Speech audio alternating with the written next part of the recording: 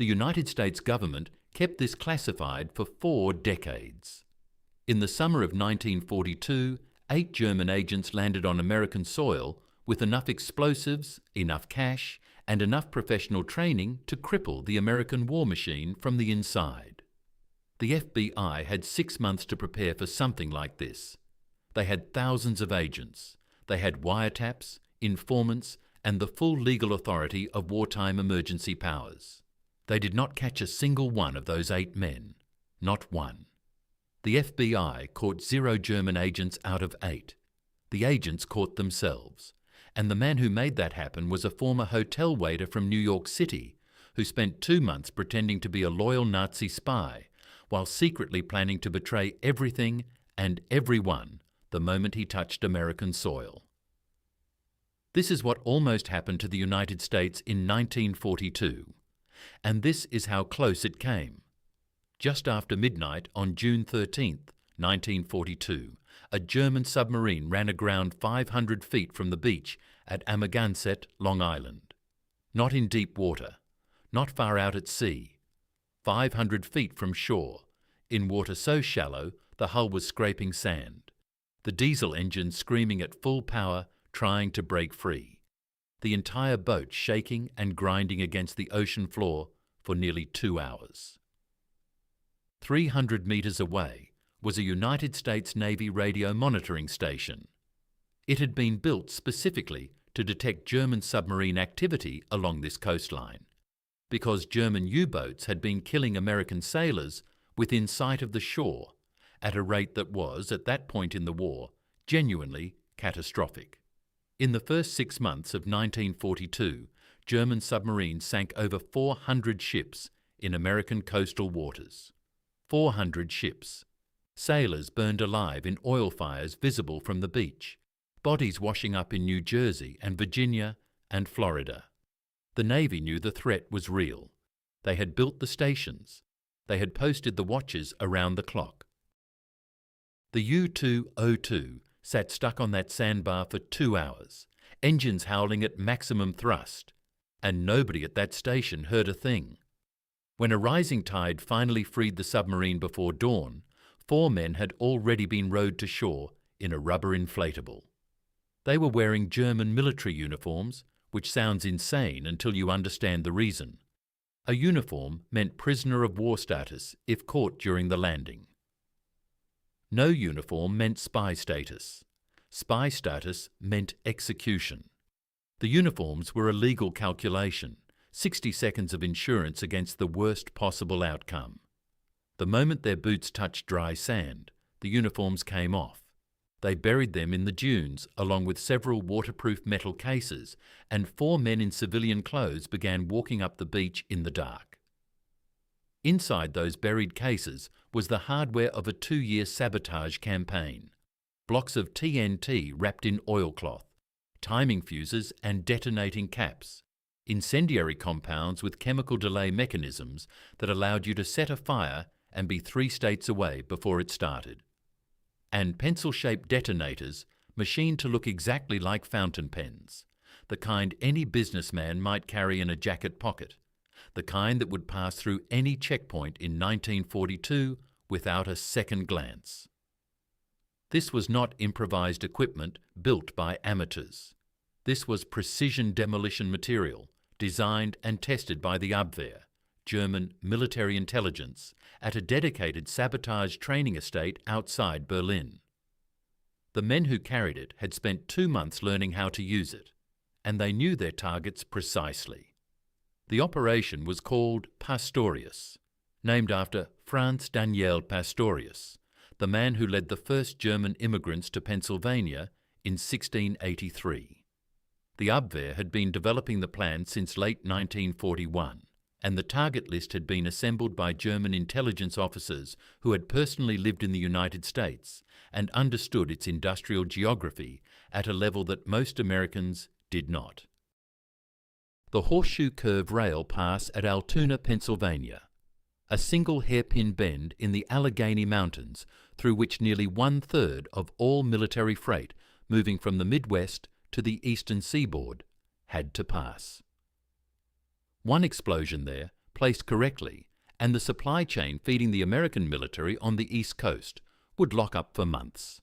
Not because the bridge was gone, because the curve would be gone and there was no alternate route. The Hell Gate Bridge in New York City. 4 major rail lines crossing the East River simultaneously. Destroy it, and the Northeast is cut off from the rest of the country, with no quick fix.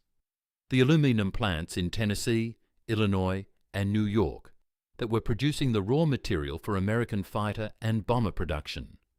No aluminum meant no aircraft. No aircraft meant the Army Air Forces could not fly. The hydroelectric generators at Niagara Falls powering the northeastern industrial grid. Canal locks on the Ohio River controlling the commercial heart of the country. Each target was a single load-bearing pillar. Remove it carefully and something much larger came down. The German planners understood that they did not need to win a battle. They needed to make Americans afraid to go to work. The 8 men sent to do this had been chosen for one specific reason. They were not strangers to America. They had lived there. They spoke the language. They knew how to order coffee, how to talk to a police officer, how to look completely unremarkable in a crowd.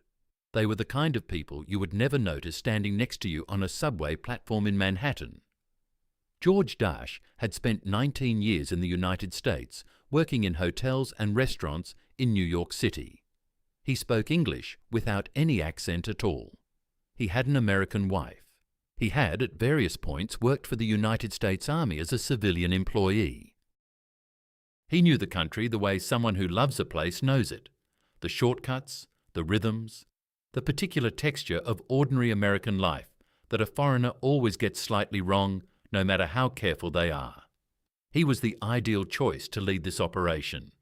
He was also, from the very first day of training, planning to destroy it. Dash had made his decision sometime during those 2 months at the estate outside Berlin. He did not tell the other men. He showed up every morning, completed every exercise, memorized every target, accepted the cash. He was given roughly $84,000 for his team alone, which in 1942 was enough money to live comfortably in America for a decade, without ever working. He packed the money carefully. He boarded the submarine at the German naval base in Lorient, France, on May 26th, and for the next 2.5 weeks he sat in the cramped interior of the U-202, crossing the Atlantic alongside Heinrich Heinck and Richard Quirin, 2 men who were completely serious about blowing up bridges and factories. And he said nothing. Think about what that required. 2.5 weeks inside a steel tube under the Atlantic Ocean, sleeping next to men you are preparing to betray, eating meals with them, watching them study target maps, listening to them talk about what they would do when the mission was finished, saying the right things, showing the right amount of confidence, not once, in over 2 weeks, letting anything slip. He had confided only in Ernest Berger, who had his own private reasons to despise the Nazi government, and agreed to the plan without hesitation. The other 6 men in the operation had no idea. To them, George Dash was a committed, experienced operative. That was the situation on the beach at Amagansett in the early morning darkness of June 13th. 4 German agents, 2 of whom were secretly planning to end the entire mission, 2 of whom had no idea, standing in wet sand above buried explosives, in a country that had no idea they existed. And then a flashlight appeared in the fog. John Cullen was 21 years old. He had been in the Coast Guard for less than 12 months, assigned to night beach patrol out of the Amagansett station, which on most nights meant several miles of dark, empty shoreline and nothing to report. He was not carrying a rifle. Standard beach patrol in June 1942 was not considered a dangerous assignment. His flashlight found 4 men in the dunes. He walked toward them. 4 men on a beach at 2 in the morning, coats still visibly damp, standing in the dark without any reasonable explanation. He asked what they were doing. Dash stepped forward. He had done this his entire professional life, managing difficult moments across a hotel lobby, talking his way through awkward situations with the practiced ease of someone who understood how people wanted to be spoken to. He told Cullen they were fishermen from Southampton whose boat had run into trouble. His English was flawless. His tone was calm and slightly apologetic, the tone of a man embarrassed about a minor inconvenience. Cullen asked for identification. Then one of the men further back in the dark called out something in German. It was a single sentence. Cullen did not understand the words, but he understood that it did not belong in the story of 4 fishermen from Southampton. And from the way Dash's face changed for exactly 1 second, Cullen understood something else. Whatever had just been said, it was a mistake, and the man in front of him knew it. Dash stepped closer. When he spoke again, his voice was very quiet. He told Cullen that he was a young man, that he had a mother and a father, that he did not want anything bad to happen to Cullen tonight. He pressed cash into Cullen's hands in the dark. $260 in bills, a significant amount of money for a 21-year-old Coast Guardsman earning enlisted pay. Cullen felt the money in his hands. He was alone and unarmed, standing in the dark and the fog in front of 4 men whose coats smelled of the ocean, with no weapon and no backup within shouting distance. He said he would forget what he had seen. He turned and walked back in the direction of the station, moving at a normal pace so that nobody behind him in the fog would hear him change speed. The moment he was out of sight, he ran as hard as he could. He reached the station within minutes, woke his commanding officer, and told him everything. An armed patrol returned to the beach within the hour. The 4 men were gone, but the disturbed sand was still there, and when the patrol dug, they found everything: the uniforms, the explosives, the detonators, the timing devices, and the caps of the German Navy. While they were digging, Dash was at the Amagansett railroad station buying 4 tickets to New York City from a station master who had not been told about the beach and had no reason to ask questions. He said the fishing had been poor and they were heading home early. The 6:57 train left on schedule. By the time the Coast Guard report reached the FBI and a file was opened, all 4 men were already in Manhattan. 4 days later, the second team landed on Ponte Vedra Beach in Florida, wearing bathing suits. No dramatic fog, no confrontation, no beach patrol. Edward Curling, Herbert Haupt, Werner Thiel, and Hermann Neubauer walked ashore at dawn, buried their equipment cases in the sand like 4 men who had all the time in the world, and caught a Greyhound bus heading north. 8 German saboteurs were now inside the United States. The FBI had a Coast Guard incident report and nothing else. What nobody in Washington understood yet was that one of those 8 men was already in a midtown Manhattan hotel room, sitting on the edge of the bed, staring at the telephone on the nightstand, and working up the nerve to make the call that would either end his life or save it. He had crossed the Atlantic Ocean, landed in enemy territory, and convinced 6 professional intelligence operatives that he was one of them. Now he had to convince the FBI. George Dash spent 5 days in a Manhattan hotel room waiting for the FBI to call him back. They never did. He had called them first.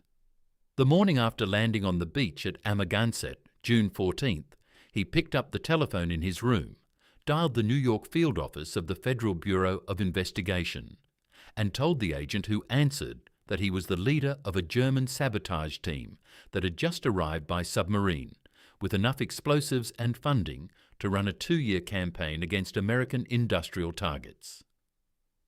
He said he had the names of every operative, every target, and every contact inside Germany. He said he wanted to come in and hand over everything.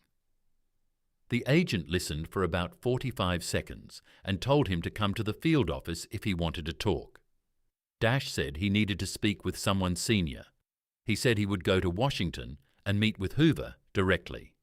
The agent made a note, probable crank call, filed it, moved on. This was the FBI in the summer of 1942. They had been receiving hundreds of calls every week since Pearl Harbor. Neighbours reporting neighbours. Immigrants convinced their landlord was a spy. People who had seen a light in a window at the wrong time. The calls came in constantly, and almost none of them led anywhere. A man announcing himself as the leader of a German sabotage team and requesting a meeting with J. Edgar Hoover personally sat comfortably at the far end of that spectrum. So Daesh waited 5 days. In a hotel room in the city he had lived in for 19 years, in a country he had decided to save, while two men down the street named Heinck and Quirin were checking their explosives and waiting for him to give them their first assignment. On June 19th, he packed a bag and took the train to Washington. He checked into room 351 at the Mayflower Hotel on Connecticut Avenue, 2 blocks from the White House. He paid cash.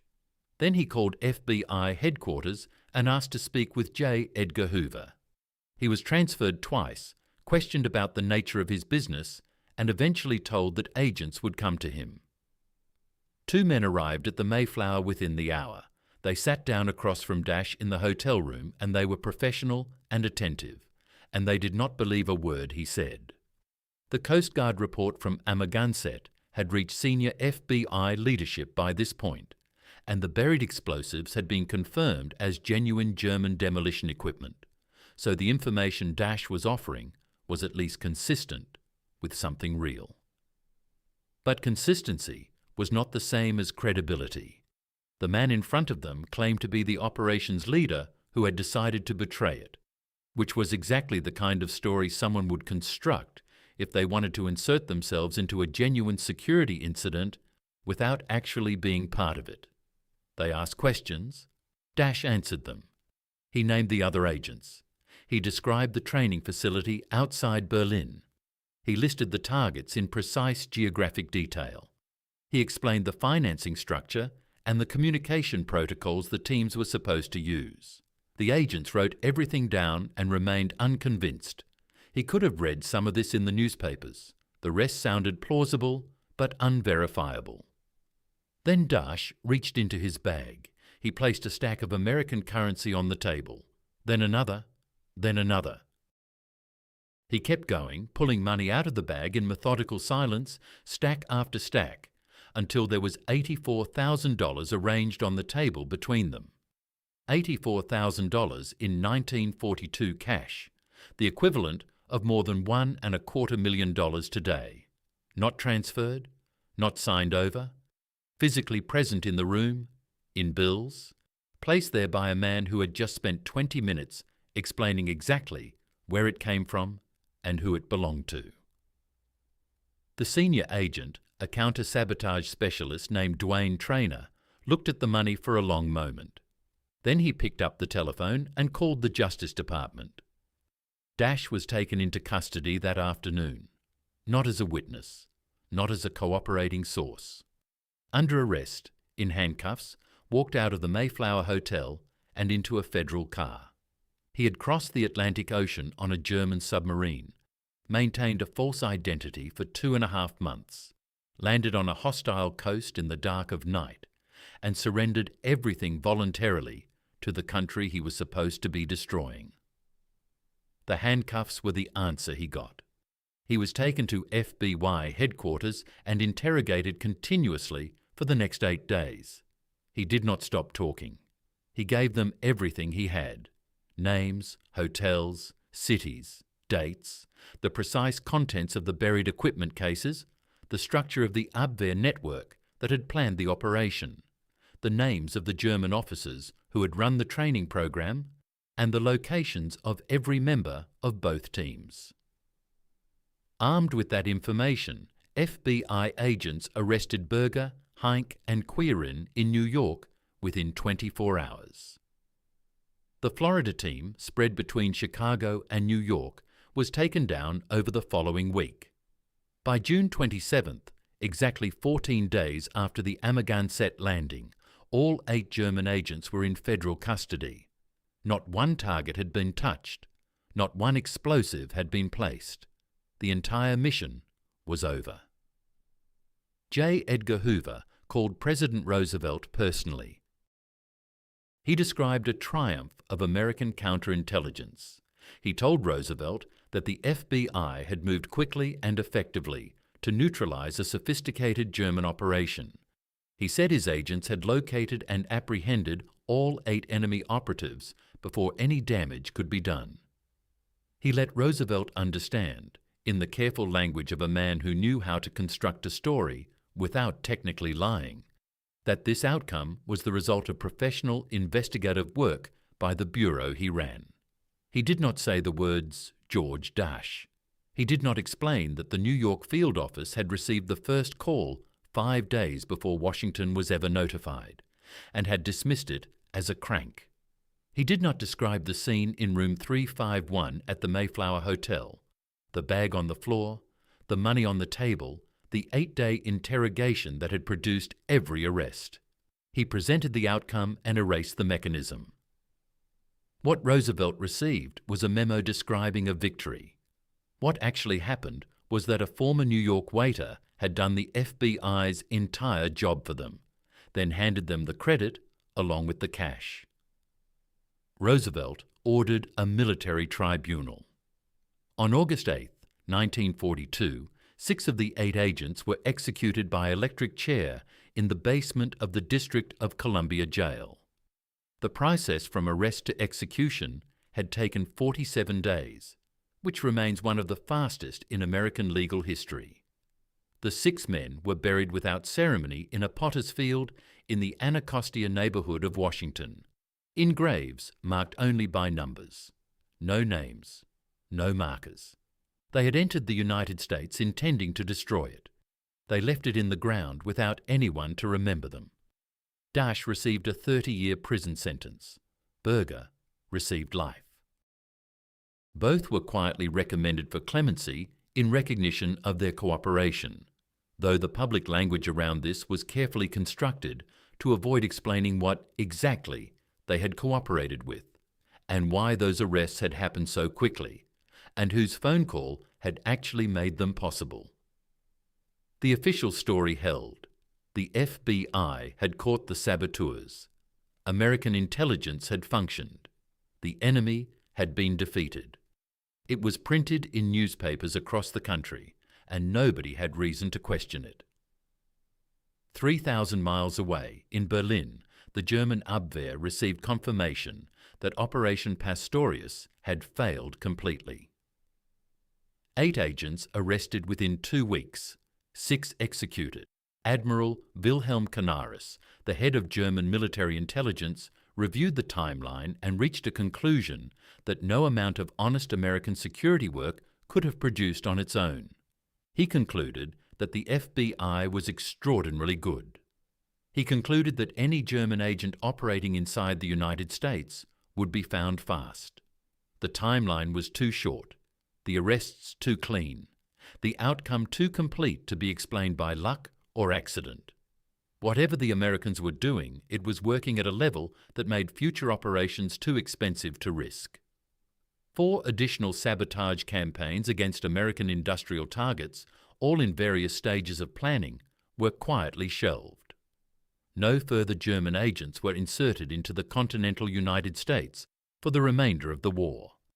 The lie Hoover told Roosevelt had accidentally become the most effective piece of counterintelligence in the entire American war effort. A reputation built on fiction, constructed in a single phone call between a director who needed a victory and a president who had no reason to ask questions, had frightened the German intelligence service away from American soil more completely than any genuine capability ever could have. The Abwehr had been defeated not by the FBI, but by the FBI's invented version of itself. And George Dash, the man who had built that reputation with his own surrender, who had carried the operation across the Atlantic and then dismantled it piece by piece from the inside, sat in a federal prison in Atlanta and waited for a country to remember what he had done for it. It did not remember, not yet. In April 1948, George Dash walked out of a federal prison in Atlanta, Georgia, where he had spent 5 years and 8 months.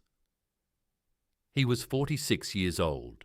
He had entered the prison as a man who had crossed the Atlantic Ocean on a German submarine, dismantled a professional sabotage operation from the inside, and handed the entire thing to the FBI on a table in a Washington hotel room. He walked out of it as a deported enemy alien. President Harry Truman granted clemency on the condition that Dash and Berger be removed from the United States immediately and permanently. There was no ceremony, no acknowledgement, no statement from the Justice Department or the FBI explaining who these men were or what they had done. They were photographed together for the Associated Press the day they were released. Two thin men in civilian clothes standing outside a government building in Washington. And the caption identified them simply as convicted Nazi saboteurs, freed from prison and returned to Germany. That was the official American position on George Dash in 1948. Convicted Nazi saboteur. Freed. Returned. He was flown to the American occupation zone in Germany and left there. What happened next was something that nobody in Washington appeared to have considered, or perhaps had considered and found acceptable. In Germany, the story was known differently. German newspapers had covered the trial in 1942. German veterans and former intelligence officers knew the broad outlines of what had happened to Operation Pastorius. And what they knew was that George Dash had caused the deaths of 6 German men. He had taken their names, their locations, their operational details, and handed them to the enemy, and 6 of them had died in an electric chair in Washington as a direct result. In Germany, Dash was not a man who had tried to end a war. He was a traitor who had murdered his own comrades. He could not find work. Former colleagues refused to speak to him. In 1953, the German magazine Der Stern published a series of articles based on information provided by people who had known the operation, and those articles described Dash as the man responsible for the executions of 6 innocent soldiers. He received threats. He moved repeatedly. He wrote letters to the United States government requesting a pardon and permission to return to the country where he had lived for 19 years. The country whose language he spoke without any accent, the country he had tried to protect at the cost of everything he had. Every request was denied. He had been promised a pardon. This is documented. J. Edgar Hoover himself, during the period when Dash was being interrogated at FBI headquarters in June 1942 and providing the information that was producing arrest after arrest, had communicated through intermediaries that his cooperation would be recognized and rewarded, that the men who had voluntarily destroyed the operation would be treated differently from those who had intended to carry it out. Dash had understood this to mean that he would eventually receive a formal pardon and be permitted to resume his life in the United States. Hoover never delivered it. The reason was straightforward, and it had nothing to do with justice. If Dash received a formal pardon and the circumstances of that pardon became public, the question of why he needed a pardon would inevitably arise, and that question would lead directly to the story of what actually happened in the summer of 1942. The voluntary surrender. The hotel room, the money on the table, the 8-day confession that had produced every single arrest, the FBI field office that had dismissed the first phone call as a crank, the memo Hoover had sent Roosevelt that omitted every one of those facts. A pardon for George Dash was a threat to the story Hoover had constructed, so there was no pardon. In 1959, Dash published a book. He titled it 8 Spies Against America, and it was his attempt to tell the true version of events, that he had never intended to carry out the mission, that he had surrendered voluntarily, that the FBI had not found him, but that he had found the FBI, that the arrests had followed from his information and not from any investigative work by the Bureau. The book sold modestly. It was reviewed in some newspapers and largely ignored. The official story, which had been the only story for 17 years, was too established to be easily displaced by the memoir of a man most Americans had never heard of, and who had already been publicly identified as a convicted Nazi saboteur. He disappeared from public life after that. He spent the rest of his life in Ludwigshafen, a small industrial city in Western Germany, moving quietly and telling almost no one who he was or what he had done. He died there in 1991 at the age of 89. There was no obituary in any American newspaper. Now step back from the individual story for a moment and look at what this entire episode actually revealed about the United States in 1942, because the implications go far beyond one man's fate. The coast of the United States in the summer of 1942 was functionally undefended. A German submarine had run aground 300 meters from a military monitoring station, and nobody heard it. 8 foreign agents had walked onto American beaches in 2 separate locations on 2 separate occasions without encountering any resistance whatsoever. The only contact with American security the first team had was with a 21-year-old Coast Guardsman who was unarmed, was bribed with $260, and had to run back to his station to find anyone with a weapon. The second team in Florida made no contact at all. They buried their equipment, caught a bus, and dispersed into the country without a single moment of difficulty. If Daesh had been what the Abwehr believed he was, a loyal and committed operative with 19 years of experience living undetected in the United States, the operation would have proceeded exactly as planned. The targets were real. The funding was real. The equipment was professional. The cover identities were solid. Nothing about American domestic security in the summer of 1942 would have stopped it. The FBI did not have informants inside the Abwehr network planning this operation. They had no advance intelligence. They had no leads pointing toward any of these 8 men before Daesh called them. The Coast Guard had found buried explosives on a beach, which was serious, but it did not tell them who had buried the explosives or where those people were now. Without Daesh's confession, the FBI's realistic options were to publish descriptions of 8 men whose names they did not know and hope that someone in a city of 7 million people had noticed something. Hoover understood all of this perfectly. He understood it in real time, in June 1942, and he made a decision. The outcome was good. 8 agents arrested. The mission stopped. That outcome could be presented as a victory. The mechanism by which the outcome had been achieved did not need to be part of the presentation. The mechanism was embarrassing. The outcome was useful. He sent Roosevelt the outcome. What made that decision consequential was not the lie itself, but its effect on the enemy. When the German Abwehr reviewed the timeline of Operation Pastorius, they saw 8 professional agents arrested within 2 weeks of landing, most of them executed within 2 months. They did not know about Daesh. They did not know about the hotel room or the money or the 8-day confession. They saw only the result, and they drew the obvious professional conclusion that American counterintelligence was operating at a level that made the United States essentially impenetrable for covert operations. 4 planned follow-on operations against American industrial targets were cancelled. German agents were not sent to the continental United States again for the remainder of the war. The aluminum plants kept running. The rail lines stayed open. The power grid stayed up. The war industries that were building the aircraft and tanks and ships that would eventually end the war in Europe continued without interruption. All of that rested on a single false impression in the mind of Wilhelm Canaris, the head of German intelligence, who believed the FBI had caught 8 agents it had never actually found. Consider the arithmetic of what George Daesh actually did. He did not fire a weapon. He did not break a code. He did not fly a mission or command a unit or design a piece of military equipment.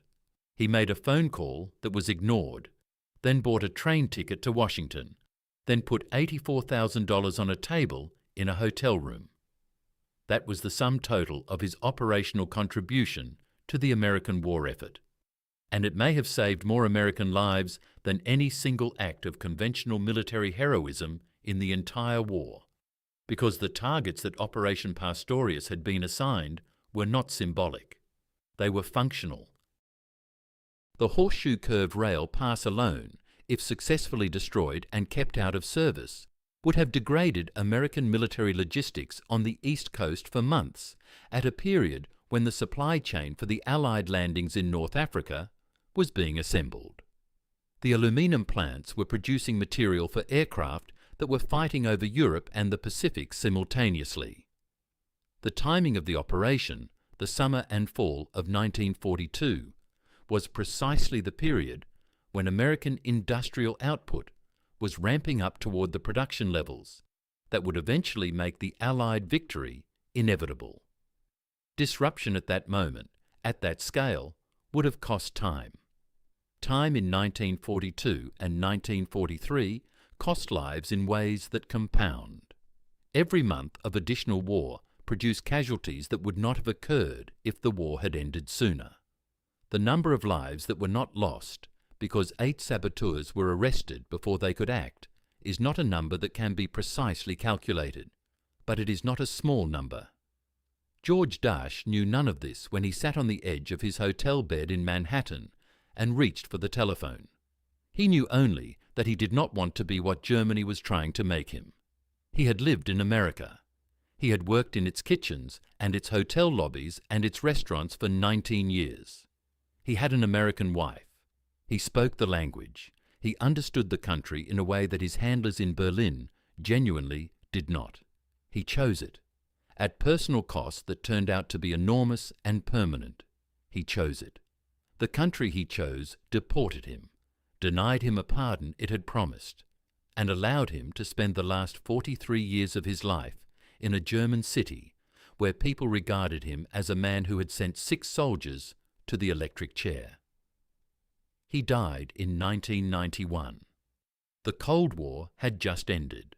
The Soviet Union was dissolving.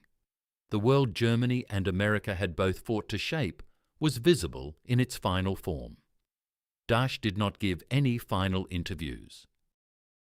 He did not make any public statements.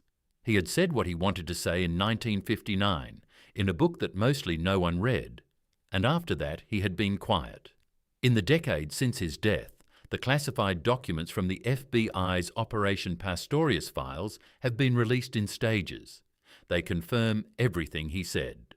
The first phone call, dismissed as a crank, the hotel room, the money, the 8-day interrogation, Hoover's memo to Roosevelt, which omits Dasch's name entirely, the internal FBI communications acknowledging that the arrests resulted from a voluntary defection, while the public communications describe skilled investigative work.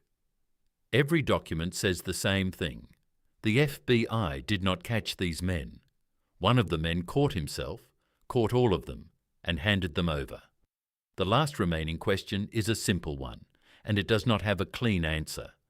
Dasch betrayed the operation. He also betrayed 6 men who died because of it, men who had trained alongside him and trusted him, and had no idea what he was planning. Whether they deserved to die for following orders they believed in, whether the cause they were serving made their deaths more or less acceptable, whether Dasch's motives were purely idealistic or partly self-interested, whether the promise of a pardon shaped his decision as much as his conscience did, these are questions that the documents do not resolve. What the documents do resolve is the central fact. One man, working alone, with no institutional support and no guarantee of any outcome, stopped something that the entire American domestic security apparatus had failed to detect, failed to prevent, and would have failed to stop. He did it with a phone call and a bag full of money and the nerve to walk into a building full of people who were going to put him in handcuffs. That is the story the FBI kept classified for 40 years.